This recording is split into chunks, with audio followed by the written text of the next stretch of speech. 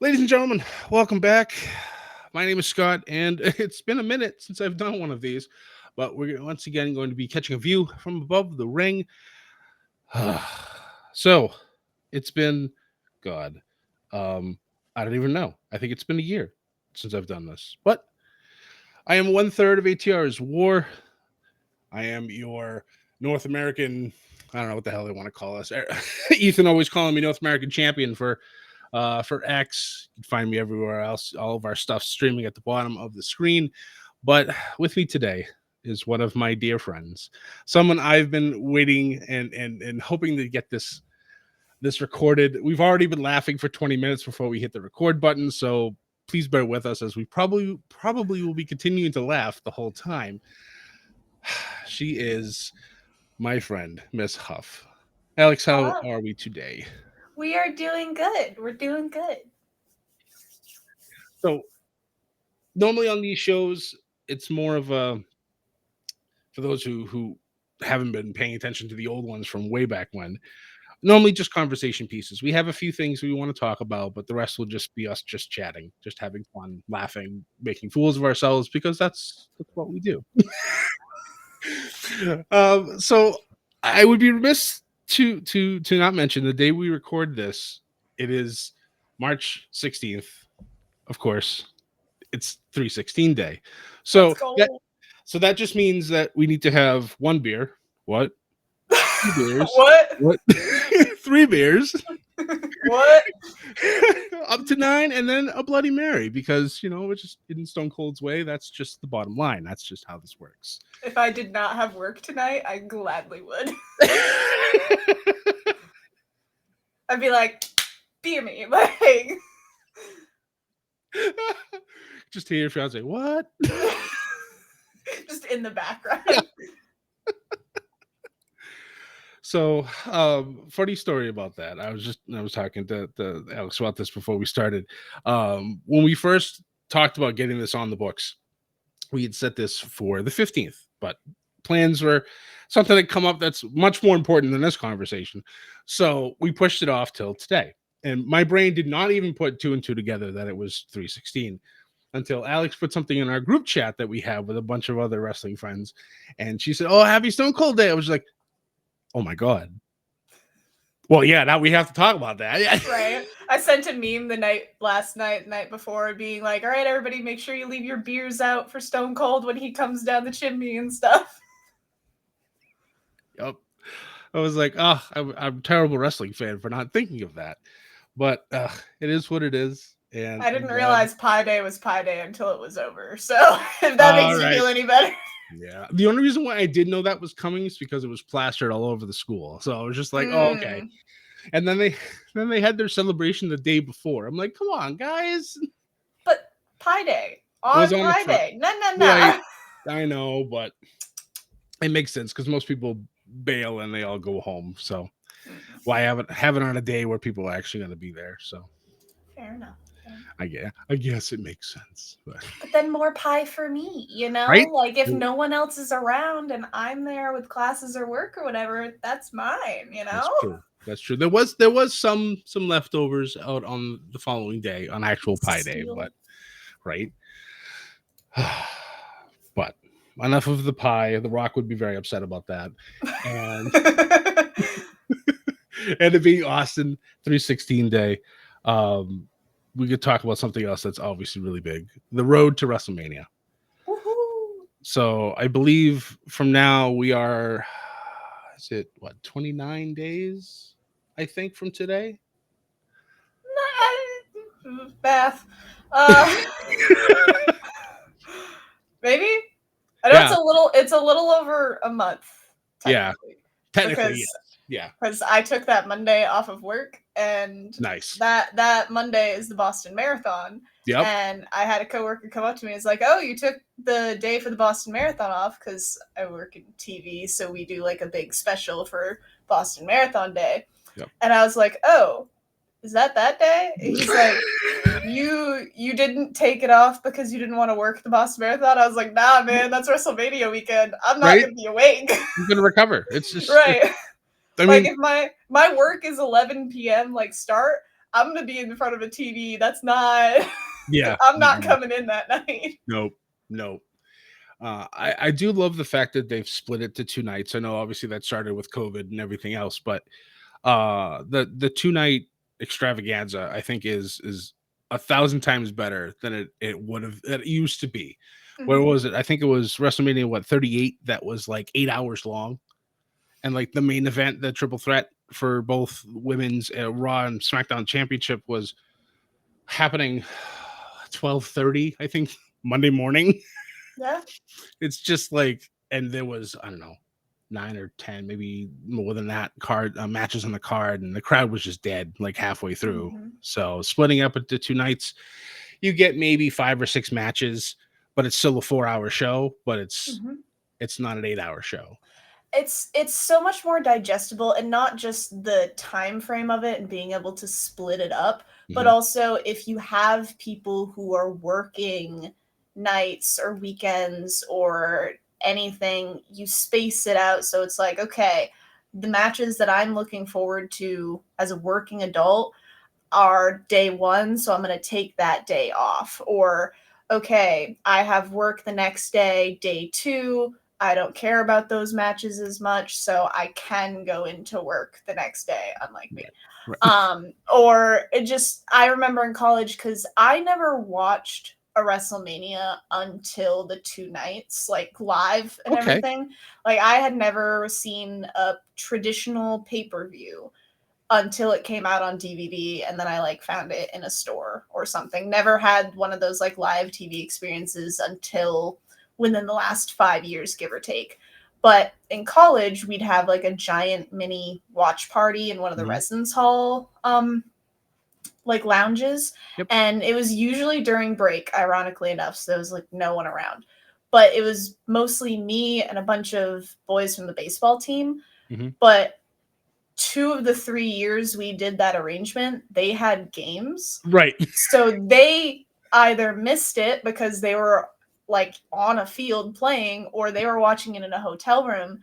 And I know the 2 night made it a lot easier for them because they might have missed one night, Yep. but they could watch the other and still have that like see it live Right. magic. Yeah.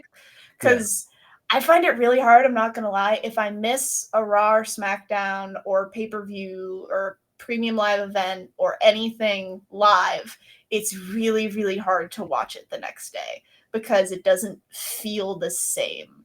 Like, yes, you're still reacting to it, it's new to you, but knowing other people have already seen it and already reacted to it, like I can't go into our group chat and be like, guys, did you see what just happened? Everybody's like, yeah, where you been, man? Like it's the next day. We all already seen it. It just it's hard. Yeah. So breaking it into 2 nights, you can still have that magic no matter what is going on in your personal life. It gives you another chance. Yep. No, I totally agree. And it's funny that you mentioned about not being able to like have that same feeling like when you're watching a show like the next day or later on in the week. Um, I I try my hardest to be able to watch the shows live. It doesn't Mhm. always work out that way, but if I miss it, I do not look at social media. And of course, doing this type of stuff, Bless. it's hard. It's very difficult not to be on, on X, on, on anything to and not have it be slapped in your face with what's going on and what you missed and stuff like that. And sometimes it's like it's minor things, and I'm like, okay, that's not a big deal. But if like huge spoiler happens, I'm just like, oh god dang it. All right, It's just fine. heartbroken, It hurts. Yeah, it does. Yeah. It does. Because So how can you relive that magic? Like, you can go and watch how it happened and stuff, yep, because there's only so much you can get from a screenshot or a little written post or something on Facebook. But you go to rewatch that moment, and it's just not the same as that just jaw drop, oh my God, from out of nowhere. You know what I mean? yep, yep. Just Uh heartbroken. it is. But But it's funny because like we have Netflix, we can absolutely go and watch Raw the next day. Trevor yep, and I both watch the YouTube highlights, just quicker, like snappier. All right, yep, what did I miss? What do I need to know? And then move on. yep. We don't watch it again. Yeah. That's true. And I do like what Netflix has been doing, because it's not the 2 hour show, it's not the 3 hour show. It's like that nice sweet 2.5 hours. It seems to work really well. The commercial still for us in the States absolutely sucks. I hate it so goddamn much. The rest of the world gets interviews, they get backstage segments, and if they're wrestling, they're still getting the wrestling match. The rest of us get to watch stupid commercials for whatever. And I mean, I get it. It is what it is. I hope that when SmackDown and NXT eventually find their way to Netflix in the US, which probably won't be for at least 5 years, because I think that's what their TV contracts were for. Um, Also with Peacock, I think their contract ends middle of next year, so hopefully Think they so. can bring the premium live events over to Netflix. I think that would work well. Their initial Raw show was flawless. There was no buffering, no nothing, and at least for Mhm. me. But I remember when Peacock first started doing premium live events, my God, you couldn't stop the show. You couldn't start from the beginning. You had to jump in live no matter where you were.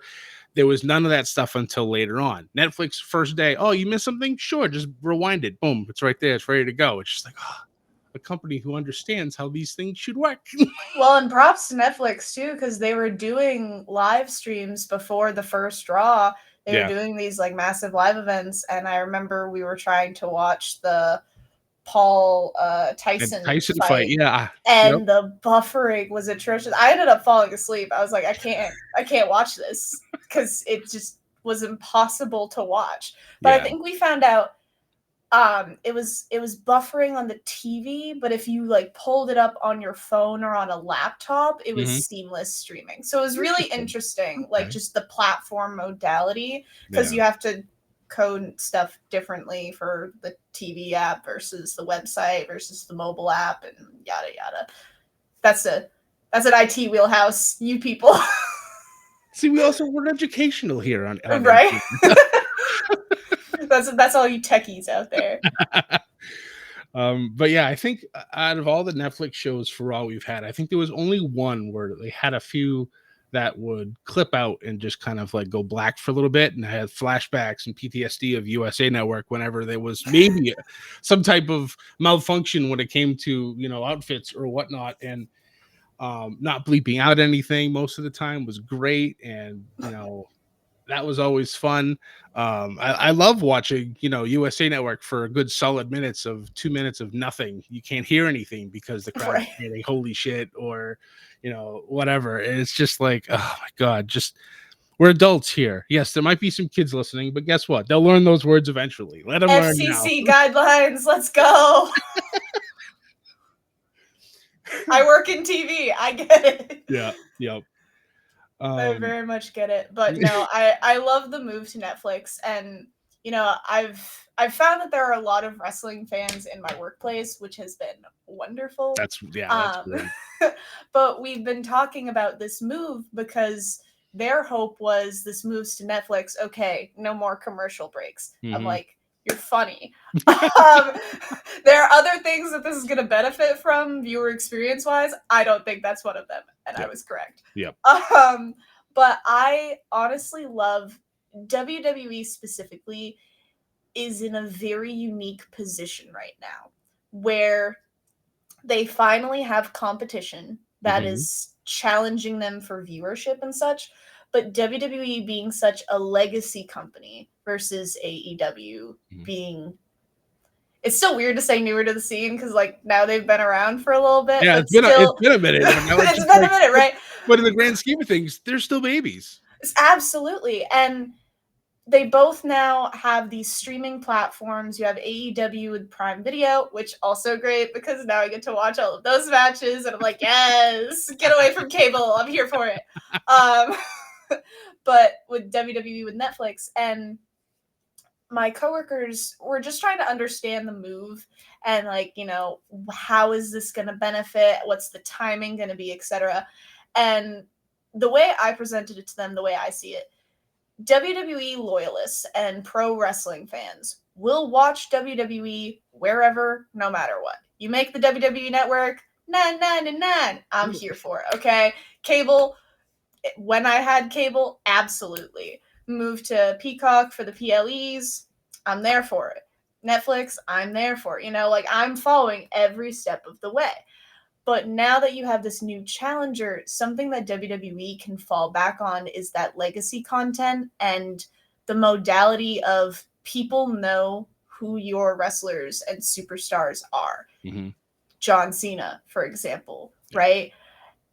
People are tuning in to Netflix to watch. People that don't watch wrestling because they already have Netflix, right? And then it's like, oh, John Cena, I haven't seen him since I was a kid. Yep. Turn it on. You know, people didn't necessarily do that on the USA network because how many TV channels are there that you got to scroll all the way through to find it? The Yep. way that Netflix and these streaming platforms work, right at the top, like, oh, this is streaming live, go check it out. Doesn't matter what your algorithm is, right? Yep. Or even if you do have an algorithm, it's not buried in thousands of channels. It's right there. So you're hooking into an audience that isn't necessarily your traditional pro wrestling fan or somebody who's been watching for several years or anything. You're picking up these people that are like, what's this? These fans that weren't pro wrestling fans before and they're turning into pro wrestling Yeah. fans now.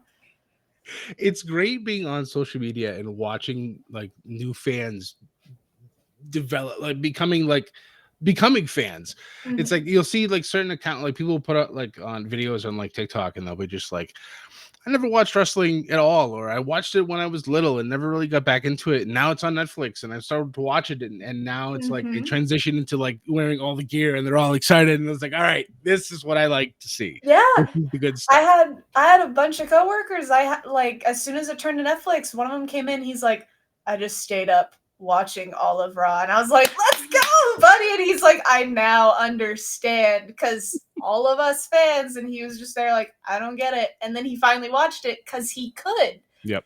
because he could, you know, and it was really cool to see. And the John Cena heel turn, I think, has aided to that Oh my because god. the night that happened and the next day, the amount of texts that I got from people that have never watched wrestling a day in their lives because it just blew up on social media. It was everywhere. And I Yeah. had all of these friends texting me being like, can you explain this to me? Like what I thought this was a good guy. Like what is happening? What I thought he's retired.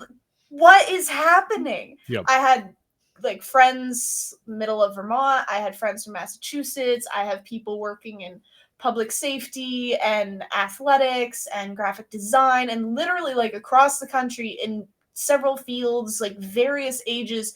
Everybody just texted me being like, what is happening here? Because they didn't Explain. understand. Yeah, they Yeah. hadn't seen it. Yep. Yeah. I always like to joke with my guys over at ATR about this, but when we did our pick show for it, I called it exactly how it happened. And I was like, I'm one of those guys who've been waiting for this to happen for 20 years. And I loved Thugonomics Cena. I thought his heel work in the beginning of his career was fantastic.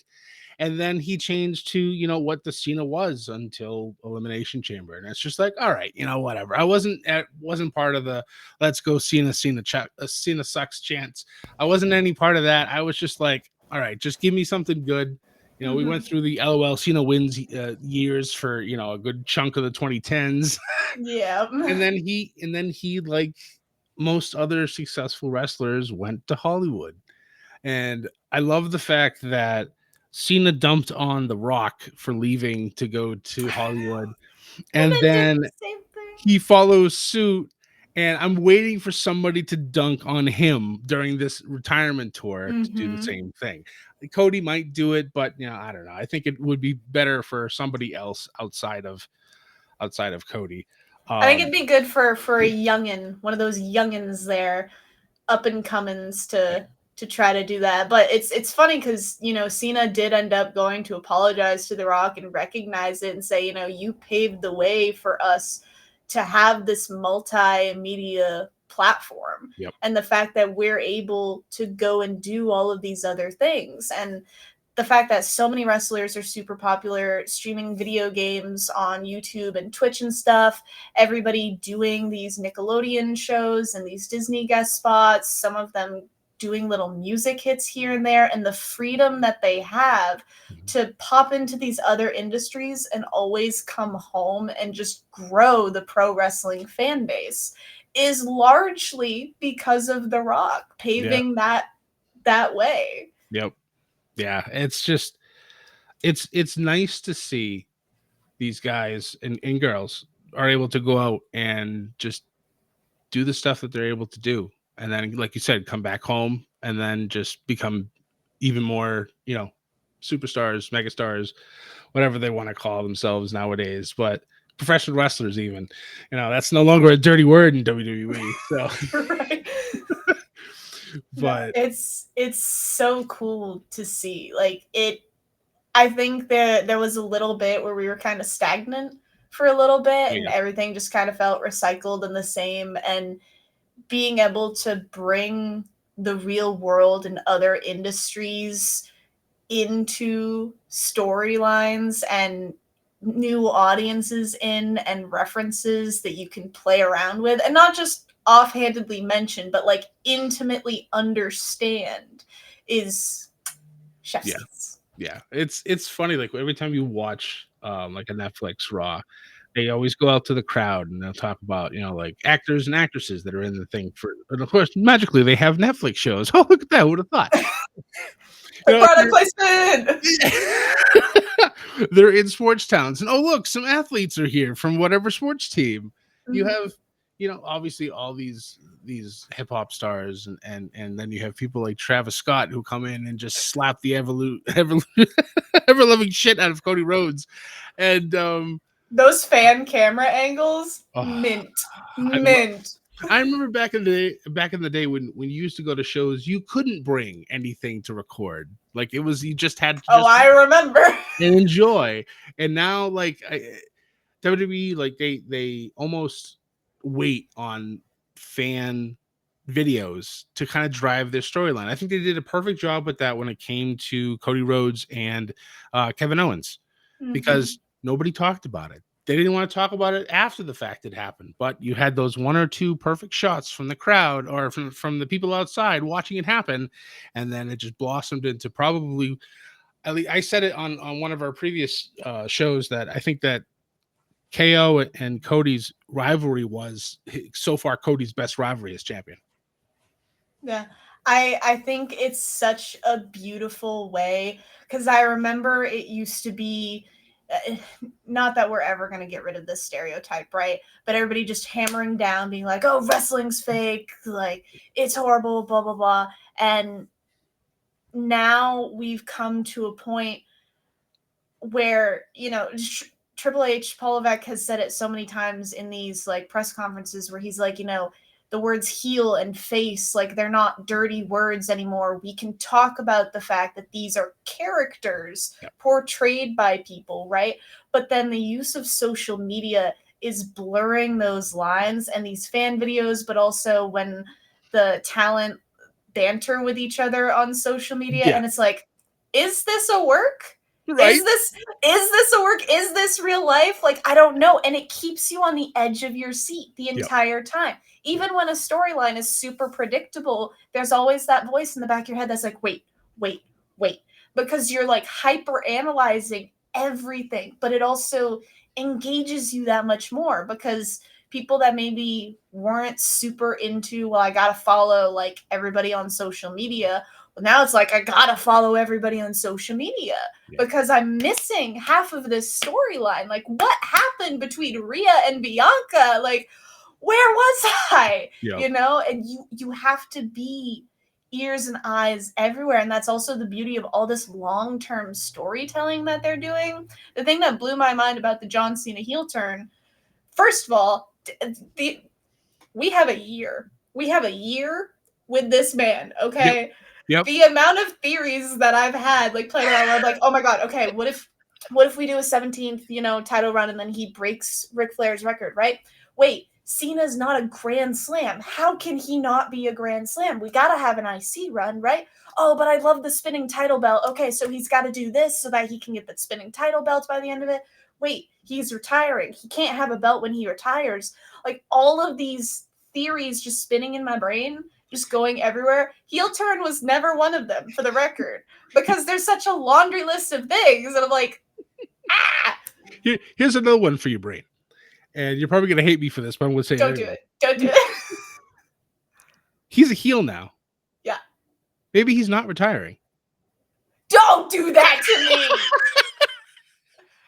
It's all because big one that'll big mess up ruse. all of my theories. All of my theories. It's all one big ruse. No. No works. No works. I can't do it. My heart can't handle it. If it's January 1st next year, wait. When is the first Monday or Friday or something next year? Oh, Pause. Okay. January 2nd is a Friday. If it is January 2nd and John Cena takes a bump, I'm out. I'm done. My heart can't handle this.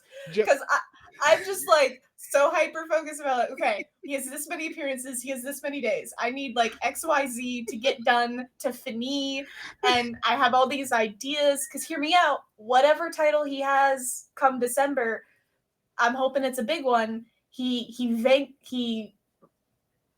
big word. Really. Why is my brain malfunctioning? Vacates. Thank you.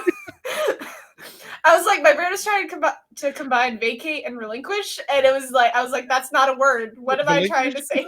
Yeah. My brain is like going so fast.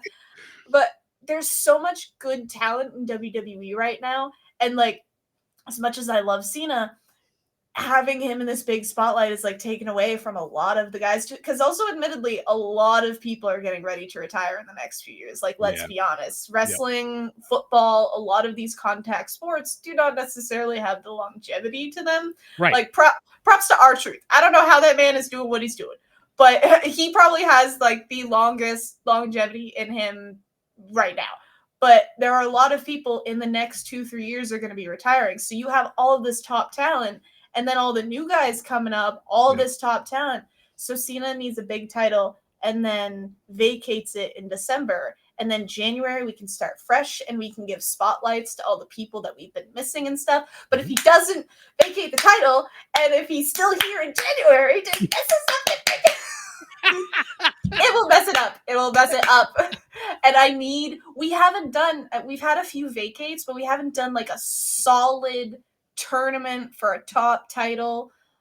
We've had tournaments, but they've been like, right. Like, I want tournament for a title. You know what I mean? Yep.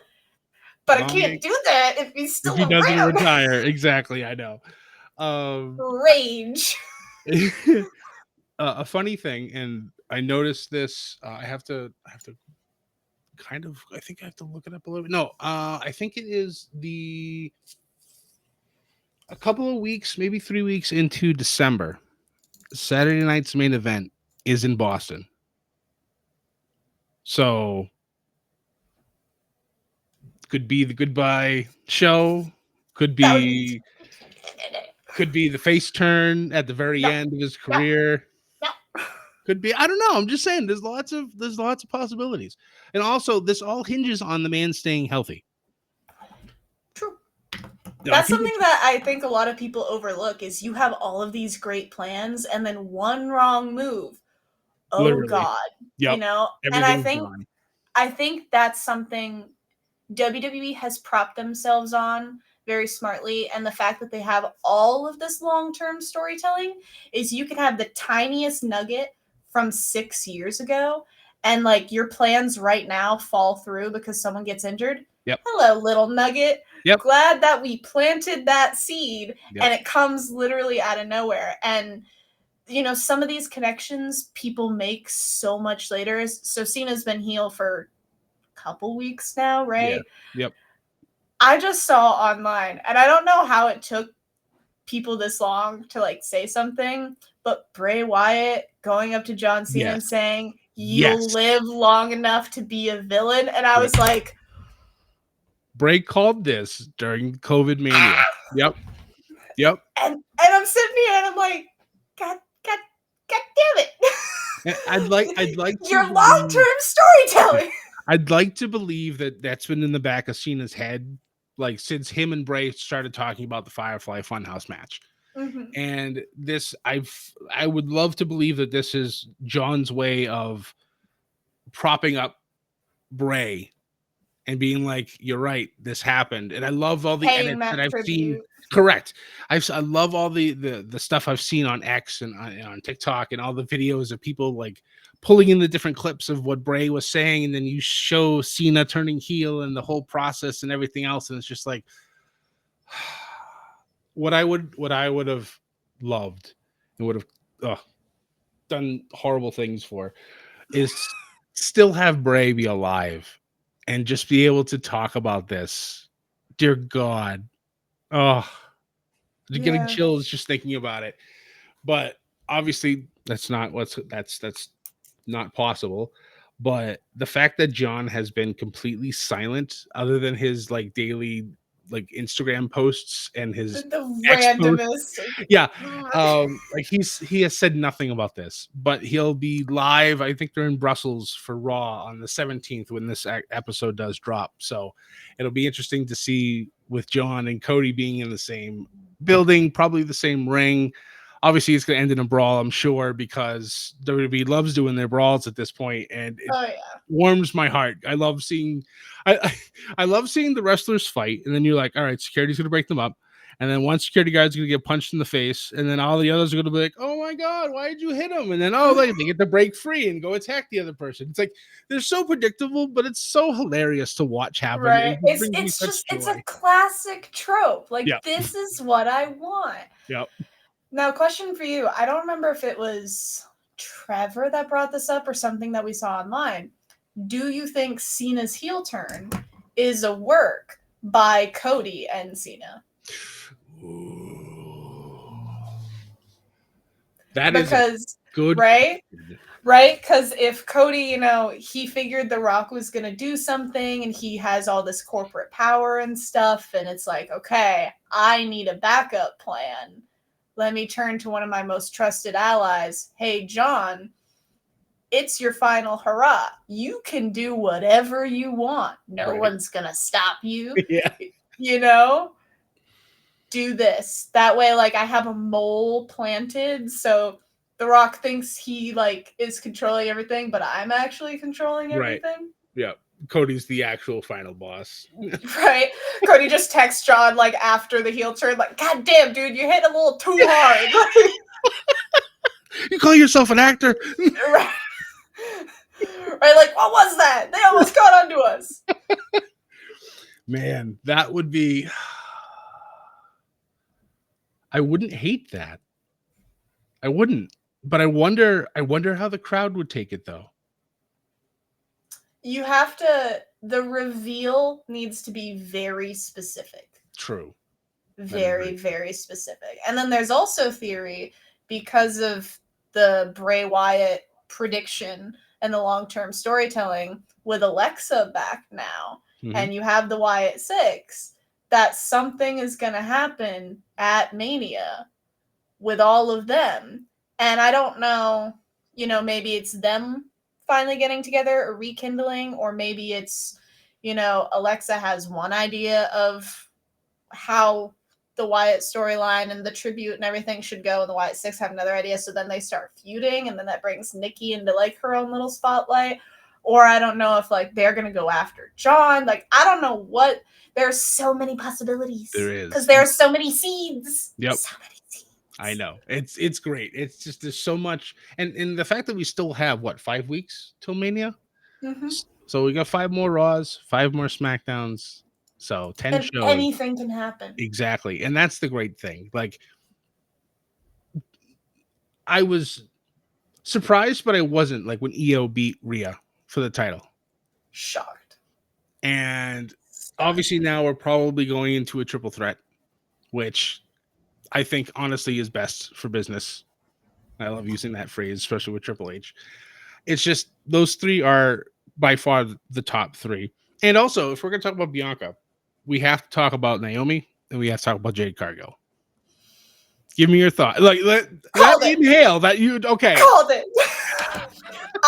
The entire week leading up to Elimination Chamber, for weeks leading up to Elimination Chamber, as soon as we did not see Jade at the Royal Rumble, which, by the way, livid. My Royal Rumble predictions, the worst card I have ever written, and I put so much effort into that. The worst prediction chart I have ever made in my history of being a fan.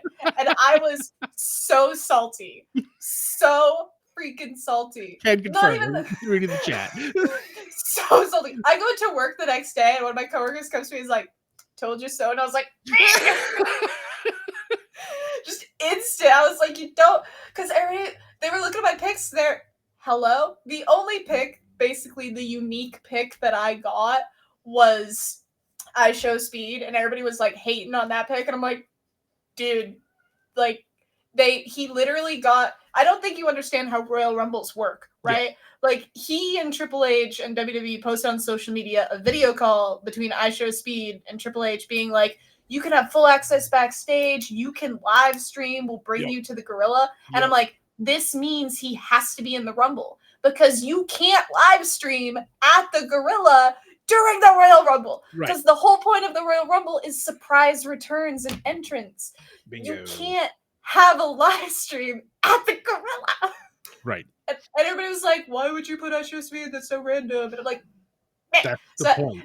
That's the only pick that I had where I was like, check, everything else up in flames. But because Jade did not show up at the Royal Rumble, I was like, okay, you know what this means? So I was slightly off, but like mostly correct. My prediction was we're going to have a heel turn Jade. She's going after Naomi and Bianca. Because, and I had like so many different theories. I didn't necessarily think it was Naomi that attacked Jade, but my theory was because at the Rumble we saw Naomi and why am I suddenly blanking on her name? Jordan. We saw them hug, and then Bianca come over and be like, hey, like that jealousy. I thought that was foreshadowing with Jade being like, okay, I'm out of the picture now. All of a sudden, you guys are besties. So I thought that was going to be Jade heel turning, coming in, being like, excuse me. Yeah. But I was hell-bent on a Jade heel turn. Because also, I think, you know, she can start to be her own solo character. We had her debut in WWE. It was a little bit of a rough. We partner her with Bianca. It was glorious. Kind of got not necessarily the training wheels on, but that like mentor and then full-fledged my own character. And all right, we are developed. We are ready to full send this. Like, I am ready for this. She's ready to go on her own. Break free, girl. Like Ariana Grande, that shit. Like, I am here for it.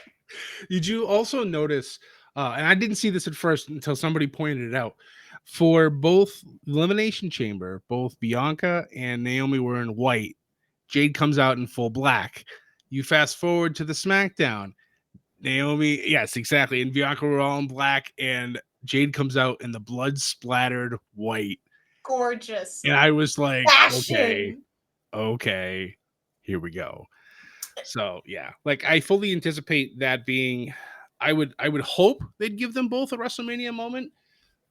Knowing WWE, not necessarily. It depends on how long this is going to take. Because I think Jade's supposed to be back. That's the hard part of it, right? Is Jade's like supposed to be back this coming Friday as well. But she's already jaded Naomi, so it's like unless Naomi immediately gets the upper hand this Friday, I'm kind of like, you can kind of kill this off the SmackDown before Mania. You don't have to push it to Mania. And they planted the seed with the Kathy Kelly interview with Jade in the stands, and you had Liv and Raquel walk by, and kind of that little tiff go off. But like, that's the hardest part about this is we're 5 weeks out. There are some storylines. How can you ramp this up? And then other storylines. Can we keep this momentum? 4 or 5 more weeks, or is that going to die? And okay, we gotta, you know what I mean? So that card can be anything right now. Like all of those non-title matches anything is possible. Yeah. And then you also, it's Mania, right? Think of your returns, your Hall of Famers, your spots that are just going to show up, and especially with all the Netflix and Peacock cross promotions, the celebrities. I love a good celebrity getting in the ring. I am always here for it. And not just a kind of one-off like Jason Kelsey, which I also predicted, and everybody called me crazy, and I was like, "Nah, Like, man, come it's on. Yeah. Kelsey, like, come Yep. on." Yep. But I have never so fast seen somebody in a mask and been like, "I know who that is. I know who that is." Never in my life. And I am so anti-sports outside of wrestling, and I've been so into football lately for no reason other than the Kelsey brothers, and I was so excited. But I'm a sucker for celebrity appearances, and we're seeing all these little promos, like we're seeing everybody kind of pop up and be like, "Oh, so and so with their new hit Netflix show and Yep. stuff." I want what we had with Bad Bunny. I want what we had with Stephen Amell. Give me a storyline. Yep. Like, not Jelly Roll giving a choke slam, which also loved. Not Amazing. Yeah. right, incredible. Not Jason Kelsey coming in and throwing hands with people. Like, I want a storyline celebrity. I mean, I have seen things talking about because obviously Travis Scott now is part of the new whatever The Rock's going to call his Right, new and so group. he is the new example, but like that one hit, I need more. Give me more. Right. What I was alluding to is that when you mentioned Bad Bunny, there's been rumors that Bunny wants to come back. So if you find a way to bring somebody back with Bunny him, versus Scott. Let's go. you could have that. You could have, obviously, we all know who one of the Rock's biggest opponents is, and happens to just be who we're celebrating today. He lives right next to, well, not right next to the stadium, but he lives in Right next to Nevada. this. Yeah. So you hear He's the gone glass on shatter. saying if somebody needs him, if Cody gives him a call, he'll be there. He's on record saying that. Yep. And I don't know if it's a work or if it's I know. But you could have like night one, Cena versus Cody, or maybe that's night two. Night one could be, The Rock, Cody, The Rock, John Cena, and Travis Scott versus Cody, Stone Cold, and Bad Bunny. Now, if you want to follow that formula from how last year's Mania was, which, by the way, watching that in Philadelphia at the stadium was absolute insanity. But that's a story for another day. But yeah, like there's still so much time to get this going. I'm sure they already have most of their plans pretty much concrete by now, but if you have the opportunity to throw things in, it'd be There's only four matches that are there's only four matches that are in concrete, and even the women's world championship one is up in the air because that might be a triple threat. But I don't know. That's beautiful. Yeah. I love the road to Mania. I know it's so much fun. I wanna hear your thoughts on the Rumble winners, both Jey Uso and Charlotte Flair. Salty. Very Explain. salty. I listen again. My predictions. I'm pulling up my Excel spreadsheet right now. I love I that. was so into this. I had my theories going right. I had Alexa Bliss for Women's Rumble. Okay. And I'm not sure how to help you with that. Not you, Alexa. Stop. I keep every time you say it, I keep looking at mine. I'm just like, you've done it before, don't do it again. I've said it so many times. Like, why is this the time it went I up? know. Anyway. Oh Lord. And like these are noise canceling headphones too, so I just heard like this mumble of like, Yeah. Like what? Trevor? Like, are we good? Like, I'm doing a thing right now. No. So Miss Bliss is how we're gonna refer to her now as. Which wasn't a controversial pick. Like I feel like several people had that pick and her returning in general and stuff. I think Charlotte Flair winning. My thing with the Rumbles and what I think is a problem that WWE has right now, which is why my theory and hope for like a tournament for a vacated title is so strong, is they're very oversaturated with top tier talent. with talent that should be going after your WWE and your World Heavyweight and your top tier women's and men's championship titles. Yep. There's such an oversaturation. And I'm very, very thankful WWE has now brought in a women's intercontinental and a women's US, because it gives chances to other wrestlers that they wouldn't have otherwise, because there is just such an oversaturation, because you have all these veterans that are top tier performers who are going to retire in the next 5 to 10 years realistically, and that 10 being very generous in many of the cases.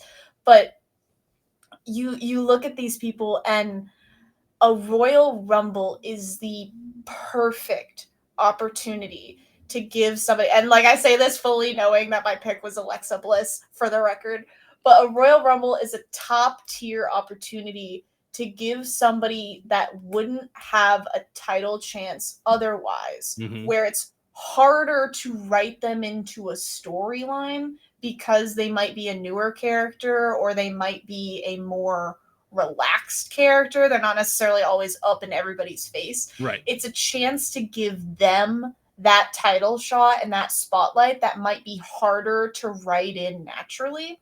And Charlotte has so much history with the company and with so many other superstars. And the fact that you have this generation of professional athletes that went through programs like NXT, where there's that fluidity of Charlotte can pop into NXT, do something real quick, pop back over to WWE's like main flagship, Raw, SmackDown, whatever. And if there's somebody coming up or recently up, like Piper or like Roxanne or somebody, and Charlotte can be like, I was one of the original horsemen. Like, she always has something to fall back on to give her a storyline, give her a reason to feud with somebody. There's always something to work with, whereas somebody else that maybe doesn't have as much history or is stuck on a character or is just newer to the scene that you can't give that bump to. And again, I say that knowing that my pick was Alexa Bliss, but Charlotte is so much more versatile. And I'm like, no. Like, I love Charlotte. She's an amazing performer, like gorgeous to watch. I've had like a very long love-hate relationship with her, but like I truly do love, like, she is a performer. The reason that I have a love-hate relationship is why I love her, because she sells her character. She makes you hate her. She makes you love her. Like, she's an extremely talented woman.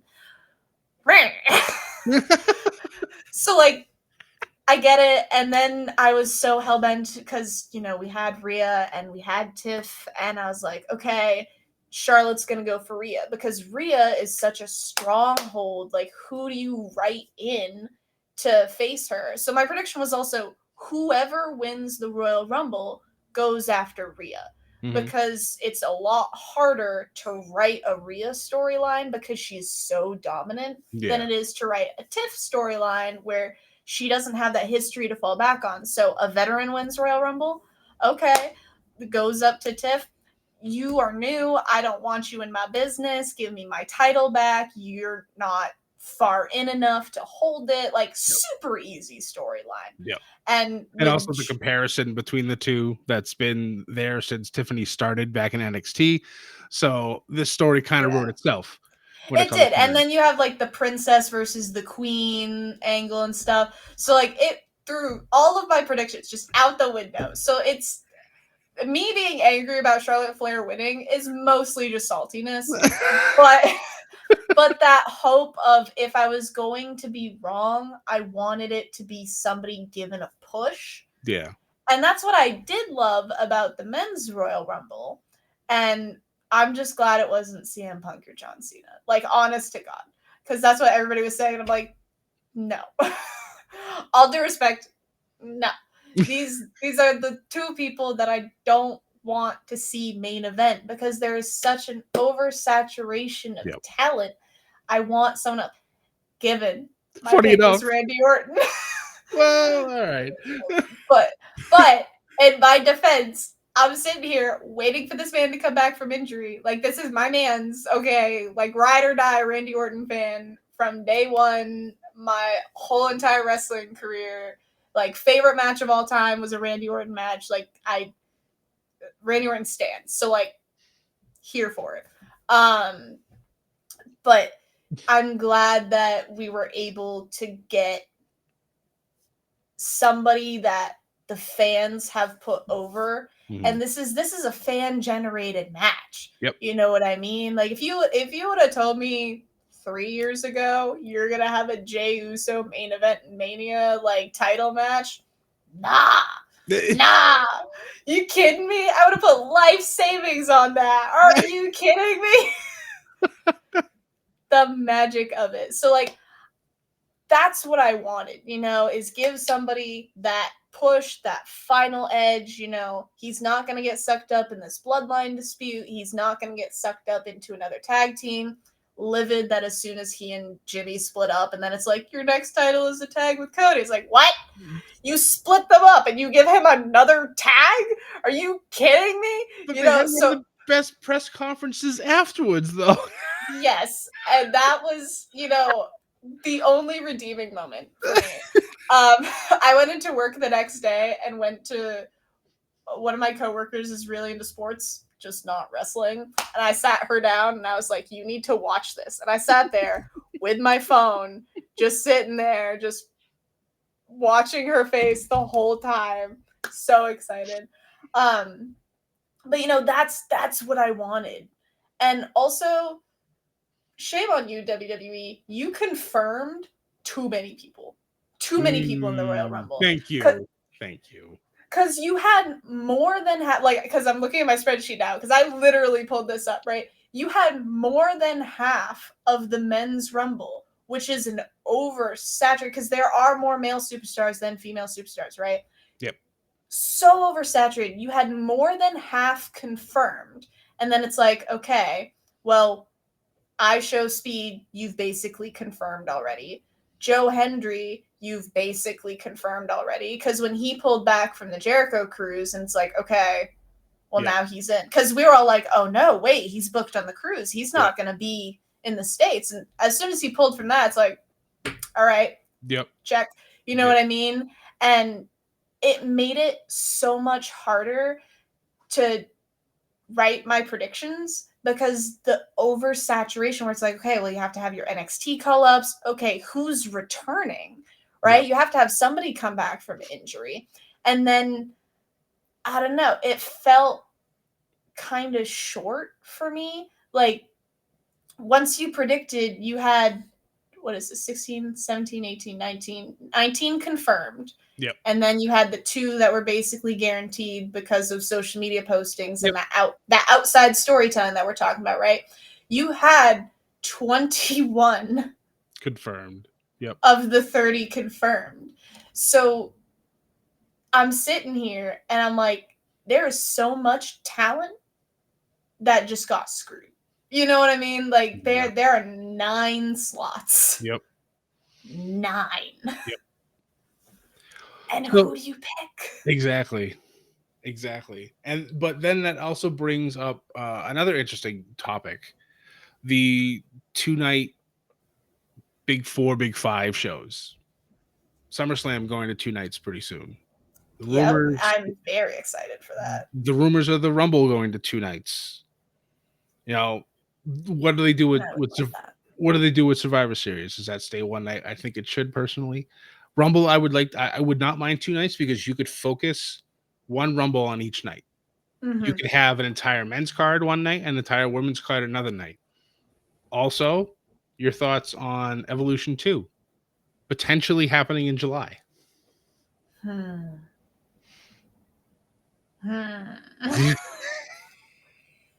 do this to me.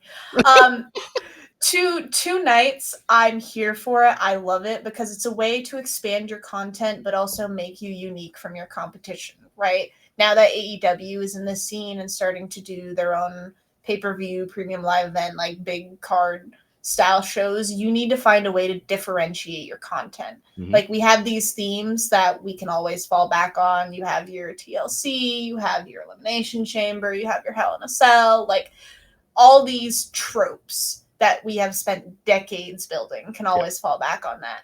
But the fight between companies right now is engaging that newer audience and Mhm. meeting new fans where they're at now. New fans are not going to go buy XYZ, but okay, we're going to meet them where they are on Netflix. We're going to meet them where they are on Prime Video, right? Mhm. I think doing 2 nights on a lot of these larger cards gives WWE a chance to really spend time with the storytelling where new fans are not going to get bored. New fans cannot sit through a 6 to 8 hour pay-per-view Right. or premium live event or just show in general Yeah. where the rest of us can. Yeah. You know, because we're just diehard. Like I will sit here and take my bathroom break on those commercials and then beeline it back. You know what I mean? Because I don't need those video packages reminding me of the storyline. I am here. I've already watched So- them 18 times, so let's go. Right? Like I've already seen this. I saw it during the pre-show. Yeah. So I very, very appreciative of let's make this content more digestible. Let's make it easier for kids to watch and still like, you know, hit their bedtime, for people with work the next day to watch. Because as somebody with a non-traditional work schedule, like extremely appreciative, because you find out real quick how much the world revolves around the Monday through Friday 9 to 5. Yeah. So whenever there are moves in a business that accommodate other lifestyles, like I am much more appreciative of now, and I never really thought about it before. But it needs to be done sparingly. Mhm. Like this move. So WrestleMania makes sense. This is your Super Bowl. This is your show. The Yep. Super Bowl of wrestling, the show, makes sense. SummerSlam makes sense. It's the WrestleMania of the summer. This is like your spring break. This is when every kid is on summer vacation. They can stay up as late as they want. Yep. Let's sell this. Families can travel to my show now. Like, Yep. okay, let's make this massive weekend experience. Like all these WrestleMania packages that, unless a school has that scheduled spring break, it's still iffy because you've either got school the Friday before or school the Monday after. So it's hard to sell that package to families and kids and stuff because you're impacting the education system. Yep. But SummerSlam, my kid's on summer break. Teachers are on summer break. Let's sell this package. All these families taking summer vacations. I mean, just even in my industry, the amount of people that take week-long breaks during the summer, you know, you can see it in the time charts, you know. Yep. Like everybody's vacationing and it's summer vacation. That idea never goes away. And to capitalize on that from a business perspective, genius. Yep. I wouldn't mind the Royal Rumble. It's your first big event of the year. So setting your calendar year on a strong note, hitting it, you know, road to WrestleMania with a 2-night show. That makes sense. I don't know if I would build like a massive weekend around it like I would think like a WrestleMania or SummerSlam. Still keep those experiences niche to that. Mhm. But a bigger card, yeah, just not as big. Yeah. And I think that's where it can stop. Because as soon as you turn it all into 2-night things, like Then it becomes less special. it becomes less special. And, you know, I talk about the oversaturation, but at the same time, how much content are you pushing? Because Right. you can push all of these matches in these big 2-night cards, but you don't have the weekly content to continue feeding those storylines and to really Mhm. put the quality behind all of those storylines that can be featured on a two-night card. So I think sparingly, I think it would work. And I'm very excited for SummerSlam. We're going to try to go to SummerSlam. Nice. It's in New Jersey. Fingers crossed. But we'll see. Do I have like 18 reminders of like signing up for ticket notifications? Absolutely. 'Cause I think the one in Jersey, I think, is the last one night. because I think when they do it in Indy, I think in 2026, I think is when it's going to be the first 2-night show. I think Jersey is 2 Was Jersey nights. too? Okay. I think. Yeah, New Jersey to host first ever 2-night SummerSlam Okay. in Okay. 2025. So yeah, this Maybe this that will was, be the first one. okay. So maybe that was just the announcement of the 2-night stuff when they were talking about doing like the 3 or 4 shows in Indy. Yeah. But no, that's good to know. Going back to you talking about the Rumble for a second, and only having like 9 spots available in the men's. Women's, I believe, was a little bit bigger. I think there was maybe half. But would this be a good spot to maybe extend it back to a 40-person Rumble? Yes. Okay. Hands down. Hands down. Especially because you have the agreement with TNA right now, Yep. and you have the ability to call people up from NXT, and you have everything happening with the WWE ID athletes and the LFG athletes and stuff. There is such an oversaturation of content, and because we now have Raw on Netflix and you have these premium live events on Peacock and you have these audiences that don't watch wrestling. They're not watching Raw and SmackDown and NXT and Saturday Main Event, and they're not watching Speed on X. I had to think about that for a minute. These newer fans, right? What WWE is trying to do right now is meet these new fans where they're at. Like, okay, you're not watching us on TV. We're going to move here and we're going to make you interested again, right? In order to make the content digestible, because again, Cena turned heel, flood of messages. Everybody turns to their wrestling friends and are like, please explain this to me. But you can't have that every single time. You know what I Right. mean? Yeah. So being able to bring in people and cross your content more is the biggest benefit for WWE right now. Is I have this new fan, I'm going to introduce them to Lash Legend. And then all of a sudden you have this little girl, I like her. Or this, dad sitting at home and she's pretty good. Like, I like her. And then where is she? This is an NXT brand person. Okay, I'm going to go watch NXT now. That cross platform is going to be your biggest seller. And when you have, what was it, 18, 19 people confirmed in the men's Rumble, Yeah. it's like, okay, we have to have cross platform somewhere. Like, it's best for business, right? you know what I mean? But it's so hard to plan that around when you have such limited seats. Like, do your 40 now before everybody retires, before Cena retire. Well, in theory, Cena will already be retired. I've planted that seed. I love it. Planted the seed. But throwing his name in just because before Cena retires, before Punk retires, before Orton retires. I had an existential crisis the other day because somebody posted a picture of Punk and Seth Rollins fighting back in like 2013. And I'm like, Seth has been around for more than a decade? I feel like the Shield was still yesterday. Like, don't do this to me. Like, do not age this man. But Seth and Roman have been around for a hot second. And, Priest got his big break a lot later in the game. He doesn't have 30, 40, 50 years ahead of him to be taking all these bumps and stuff. Shinsuke Nakamura, before he came into WWE, a very long and incredible career already. AJ Styles is retiring in the next few years. Like, you have an oversaturation right now that you can make a profit on. And you can have these old school, these diehard wrestling fans here for the veterans and introduce everybody to these new kids on the block and mix them at the Royal Rumble if you give them a few more seats. But if you don't take advantage of this oversaturation now, all of your top talent is going to drop off all at the same time. All your new talent's going to come up all at the same time.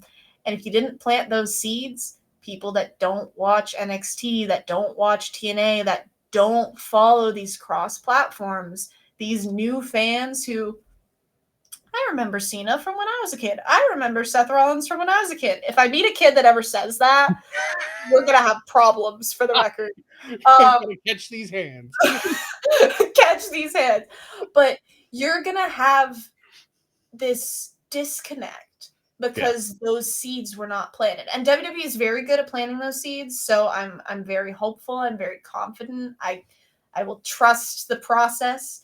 But I would love to see, because they shortened the time from like a 2-minute to a 90-second into making sure you feed everybody into the ring in a timely manner. So if you want to shorten it a little bit more, if you want to keep it at that 90 and split it men's one night, women's one night, give me some more people. Give me. Yeah, especially because each Rumble is an hour long by itself. So you cut an hour out of the show, then you're dealing with 4 matches on a card. Then it's a 2-hour show. So you got to extend that. You got to make it worth. I don't want to watch an episode of Raw on a pay-per-view night.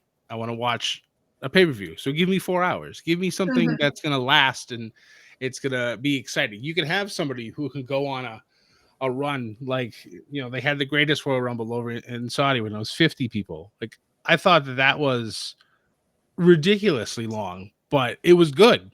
And of course you had the Titus World Slide, which still to this day is one of the most hilarious things that's ever happened in wrestling. The best thing. And I still feel so bad for that man, because thank God he went down when he did, because he would have went face first into that metal, and that would have been very bad. So I'm Black glad. screens. Would have been, yeah. So speaking of actually talking about Saudi a little bit, they're supposed to have, I think, 3 shows this year. Now they're talking, and including next year's Rumble. So people are already like, well, that automatically means that Sami Zayn's going to win. No.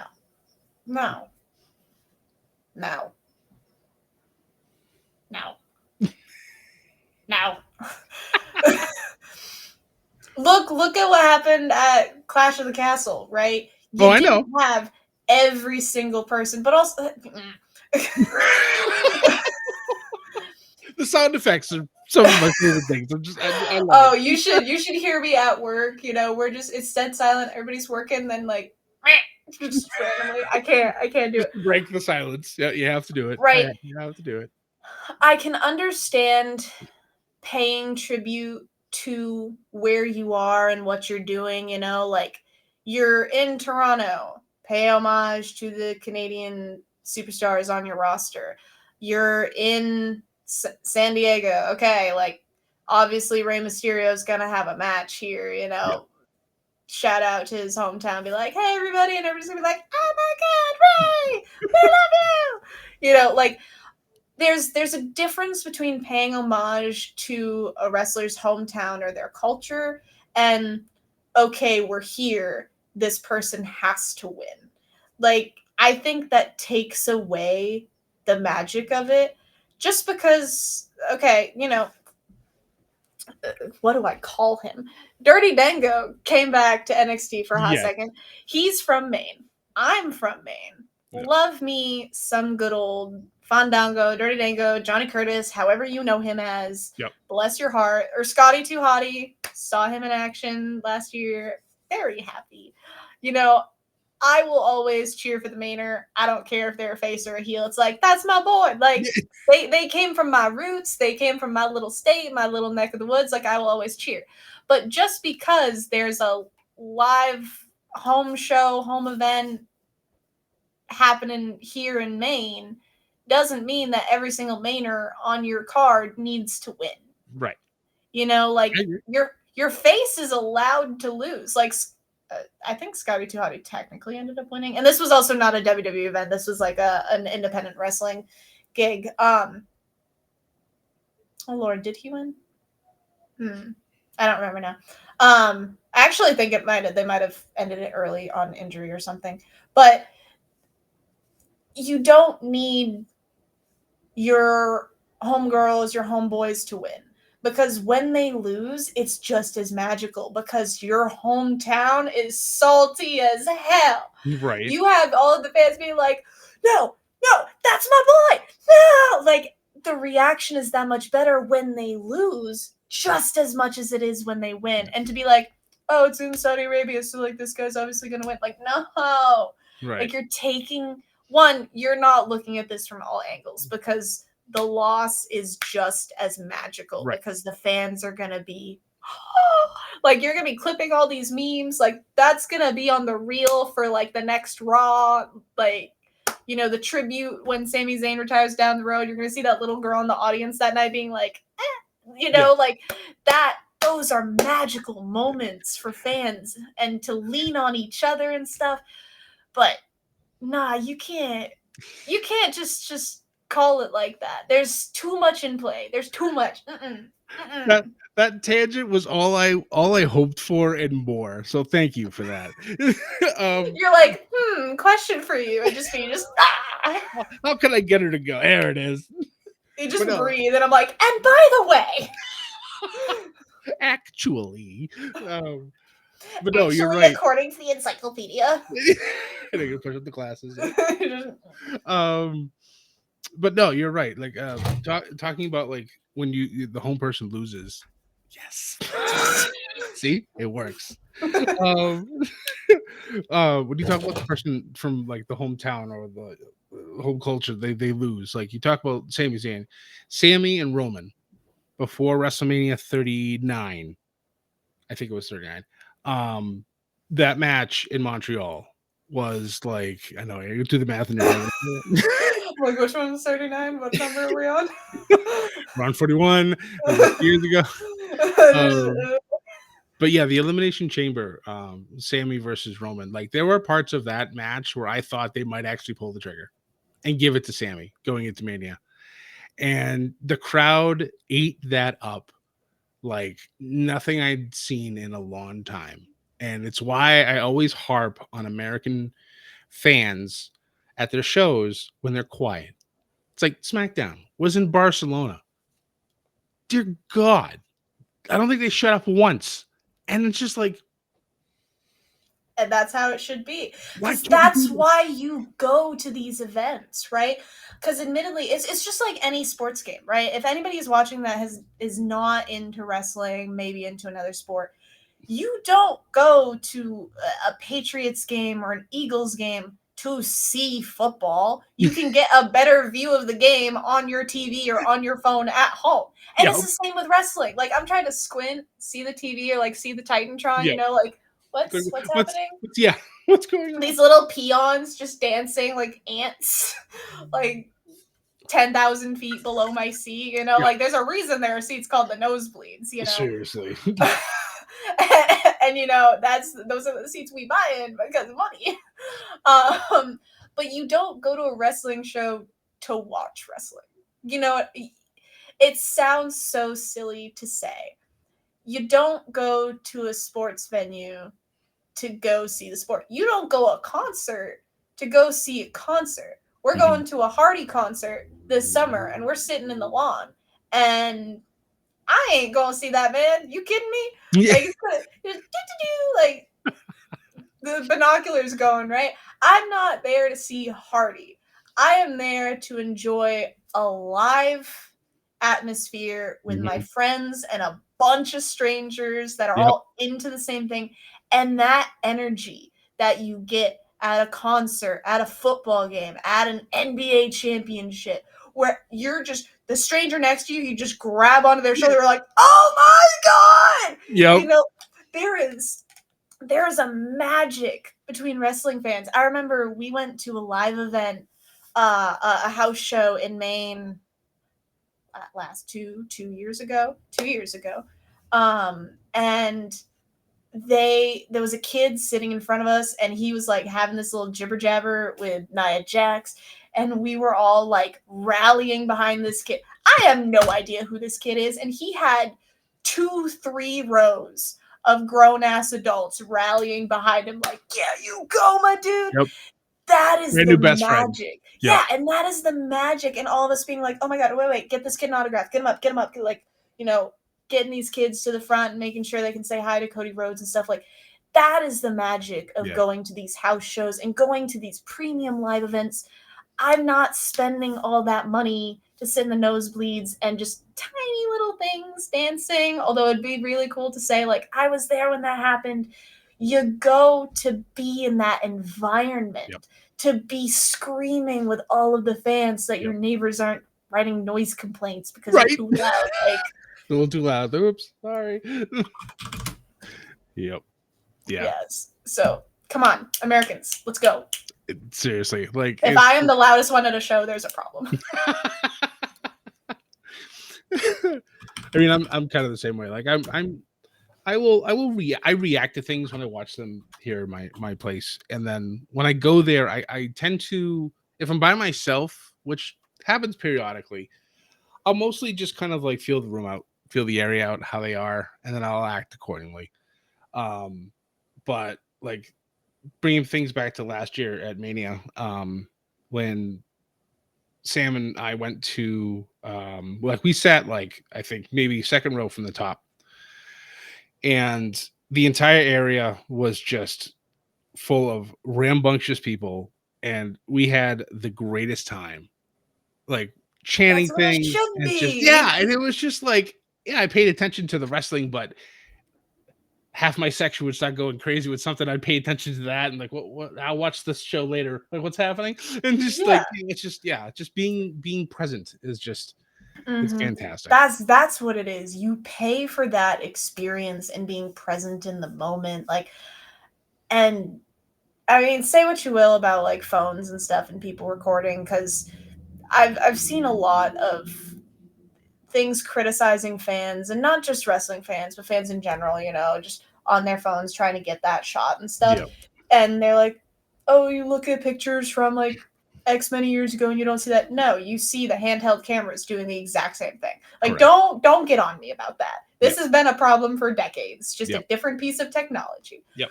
But there is something so magical about being in that environment and meeting your new best friend that you are never going to talk to again, or maybe you do end up trading digits and stuff. Like, we made a ton of friends that night. Every single wrestling show I've ever been to, tons of friends that you just understand each other. That day when I was 13, like going to my first ever WWE show with my aunt that had never seen a wrestling show in her life. She just knew I liked it and I needed a chaperone. And it's just me hanging out with, admittedly, the wrestling fan scene is predominantly male. So it's just little 13-year-old me hanging out with a bunch of grown-ass dudes, and they all just hyping me up. Like, I'm sitting there like, boo! Like, yelling at people, and all these guys are like, yeah, boo, dude! Like, hyping up this little 13-year-old. And my aunt's just standing there like, what is happening? But, like, that's the magic of it, right? It's like everybody could get behind this 13-year-old having the time of her life and, like, look at her, pay attention to her. That's just magical. Yep. Yelling obscenities to the wrestlers, I'm sure. So Listen. I always say that because she shared a story with me about that a couple of years back, and to say that my jaw was on the floor would be an understatement, but I was also laughing hysterically. I won't ask her to share it here, but I will leave it at 13-year-old Huff repeated some things the high schoolers on the back of the bus said without understanding what it meant. I just knew it was a roast. Yep. And it worked. Yep. You know? You get a reaction. That's all that matters, right? Yeah.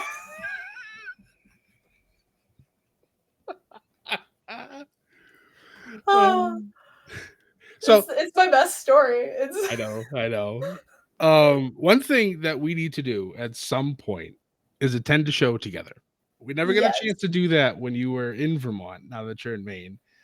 But one day we desperately need to go to a show. I don't care if I have to come to you, if you have to come to me, we'll figure this out. We'll get it on the books and we'll go to a show. Bring earmuffs. like little I will take full force. I will do it. It'll be fine. I'll survive. Are you sure? I need to see it in action. John Cena coming through the bush. Are you sure about that? Exactly. Oh man. All right. Before we wrap this up, I mentioned to Huff something that I needed to bring up. It's non-wrestling related, So I don't know if that clears her head or if it makes her more nervous. But you know, Huff is in the TV industry, and Mhm. she recently did a story on her personal, I think it was her Instagram. That she knows exactly what I'm talking about now. That's what we're bringing up. I need to know because you left it in an area where it's like I need to know the answer. Like what happened? So she talks about I believe it was with your mom, you said, correct? Yes. So talking about if Oh, eclairs or Bismarcks are considered donuts. no. And the moment she said that, I was like, no, they're not. They're pastries, yes, but they're not donuts. The fact that you went to an actual Italian bakery, asked the questions, and they gave you the proper answer, which thank God they did, because if they would have said yes, there would have been problems. Problems. But I need, and also, for the love of God, your Gen Z scrolling, I was gonna die. I was like, stop it, for God's sakes, That's stop my it. favorite. That's my favorite thing about Gen Z is the zoom in that we do, the comedic zoom in. That is, I shit on Gen Z for everything else that we do, but the zoom in is my favorite thing. It's my favorite thing.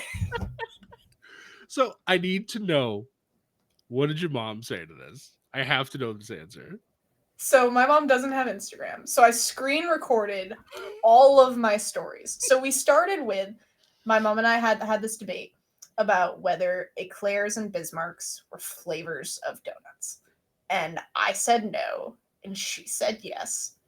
And this came to fruition because we have a cow family where you got Bismarck, who gave birth to Eclair, who gave birth to a baby girl recently. And these are red and white Holstein, ashier, regular Holstein crosses, but they're red.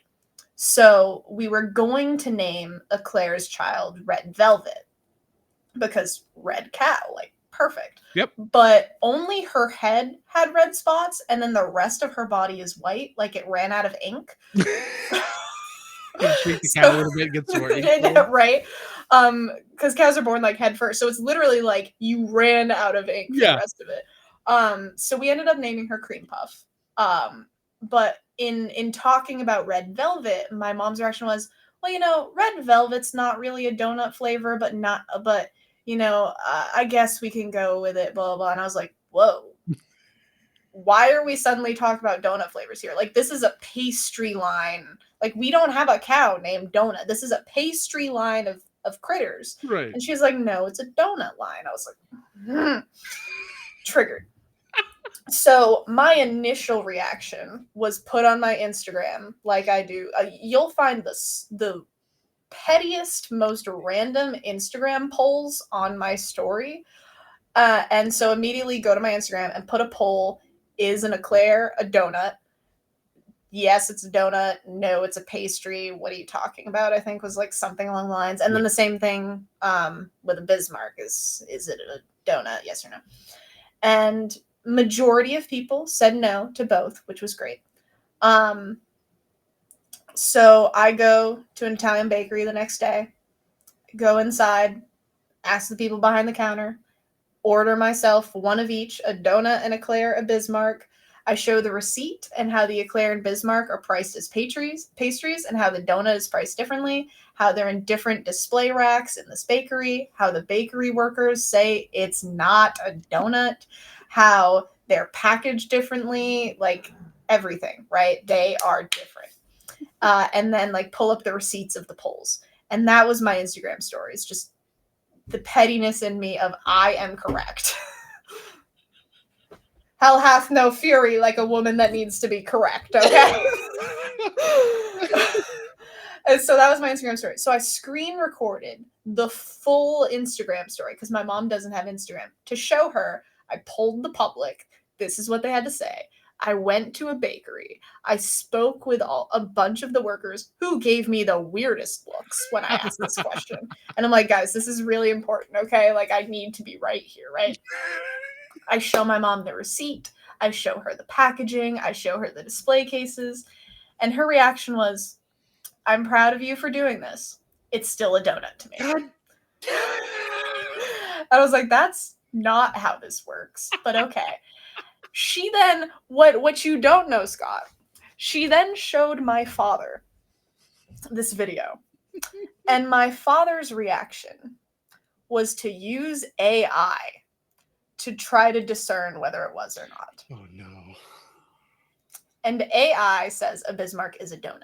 Oh, Because it's awful. there is a Bismarck donut. But it's a Bismarck donut, not a Bismarck. Yeah. And so little AI over here, like coming after you, AI, like get out of here. Like AI scouring the internet, sees that a Bismarck donut is a thing. So obviously AI is going to be like, yeah, it's a thing. No.